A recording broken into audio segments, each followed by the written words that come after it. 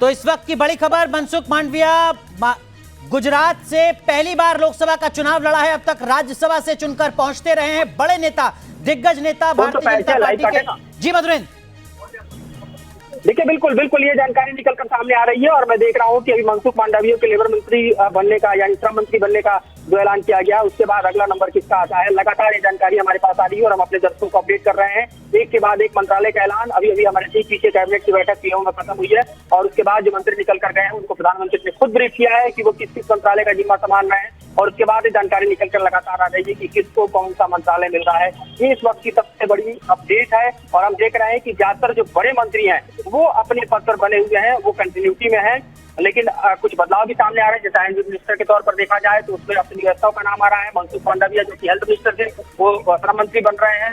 उनकी जगह पर इससे पहले जेपी नड्डा जो बीजेपी के राष्ट्रीय अध्यक्ष बने थे, उसके पहले वो खुद उनकी जगह पर इससे पहले जेपी नड्डा जो बीजेपी के राष्ट्रीय अध्यक्ष बने थे, उससे पहले वो खुद हेल्थ मिनिस्टर थे, उनको फिर से एक बार स्वास्थ्य मंत्रालय दिया जा रहा है। ये एक बड़ी खबर निकलकर सामने आ रही है और इस तरह से लगातार खबरों का सिलसिला जो है हम देख रहे हैं जारी है। और इस वक्त एक और जानकारी निकलकर सामने आ रही है कि जो कैबिनेट की ब्रीफिंग होनी थी वो ब्रीफिंग अभी नहीं होने जा रही है। ये जानकारी पीआईबी की तरफ से आ रही है कि कैबिनेट ब्रीफिंग नहीं की जाएगी। अब तक ये जानकारी थी कि शॉर्ट नोटिस पर कैबिनेट ब्रीफिंग हो सकती है, तो ये भी एक जानकारी है। और इस तरह से लगातार जो नामों का सिलसिला है हम देख रहे हैं कि बढ़ता जा रहा है और जाहिर है कि अपने आप में इस वक्त की सबसे बड़ी खबर जो नाम आपने अब तक साझा किए हैं, इसमें वित्त मंत्री निर्मला सीतारमण के अलावा जो सबसे ज्यादा चुनौती भरा काम है वो शिवराज सिंह चौहान के जिम्मे है, जिनके पास सिर्फ कृषि मंत्रालय नहीं बल्कि ग्रामीण विकास और पंचायत जैसे बड़े मंत्रालय भी, यानी पूरे ग्रामीण भारत की जिम्मेदारी शिवराज सिंह चौहान के कंधों पर है। और वहीं दूसरी तरफ मनसुख मांडविया जिनकी जिम्मेदारी लेबर रिफॉर्म से जुड़ी है, रोजगार बढ़ाने को लेकर है। मधुरेंद्र,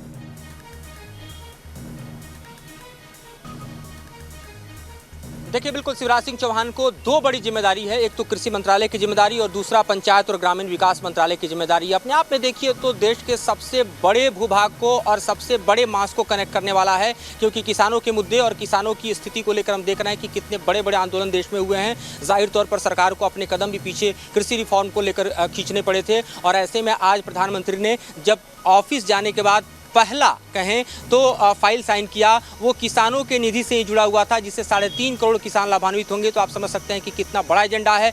दूसरा सबसे बड़ा फैसला अगर सरकार ने कैबिनेट बैठक के बाद लिया तो लगभग 3.5 करोड़ लोगों को नए आवास देने का लिया। तो आप समझ सकते हैं कि ये ग्रामीण लोग हैं, शहरी लोग हैं, उनके आवास की बात है। तो अपने आप में ये भी हम देखें तो पंचायत और ग्रामीण क्षेत्र से जुड़ा हुआ मसला है। ये भी हम देखें तो शिवराज सिंह चौहान के मंत्रालय से जुड़ा मसला है।